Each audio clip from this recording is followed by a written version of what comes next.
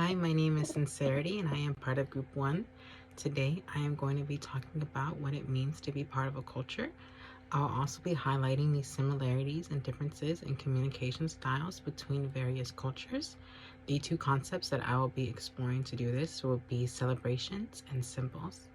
So to me, being in a culture is the shared growth of understanding and shared characteristics learned from social interactions. Sharing a group's identity by following the customs taught by practicing social patterns unites one individual into a community. Social patterns like customs surrounding food, dress, relationship roles, and ways of worship are ways in which members of one culture can recognize members of another, and also for members of the same culture to memorize members of their same culture in other places as well. Growing up in America, I was born as eighth generation and I celebrated a lot of the major Western holidays. One of these holidays was Halloween. And for me, it was a time where the unknown and things that were normally deemed scary were celebrated and talked about. Also, growing up with Hispanic heritage, I did observe the practices and the traditions of Dios de los Muertos that made death seem more approachable and easier to understand.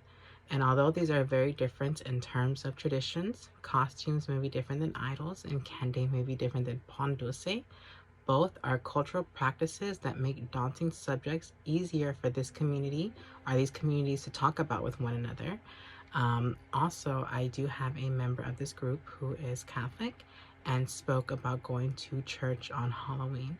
And I know that there are a lot of churches here in Houston, for example, that celebrate Halloween by not acknowledging it and having kids dress up in nativity costumes, handing out candy, and just having a non-denominational celebration. And I think it's really interesting because this is a faith-based system that has a clear understanding and a clear definition of what the afterlife is. So in this sense, there is no unknown for the community to come together and talk about.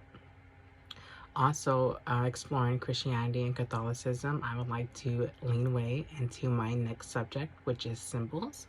So symbols are something that is seen in cultures far and wide.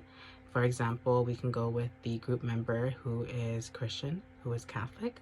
They have a cross, and for them, they stated that the cross represents the crucifixion of Christ, the Father, the Son, and the Holy Spirit.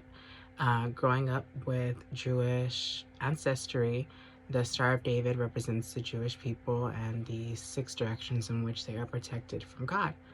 And although these religions have a lot of differences, they also have a lot of similarities.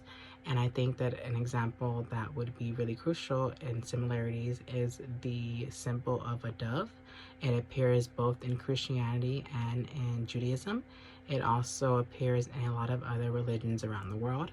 But what I find most interesting is that it has been adopted by international communities and different organizations to represent peace in a way that almost makes it synonymous worldwide.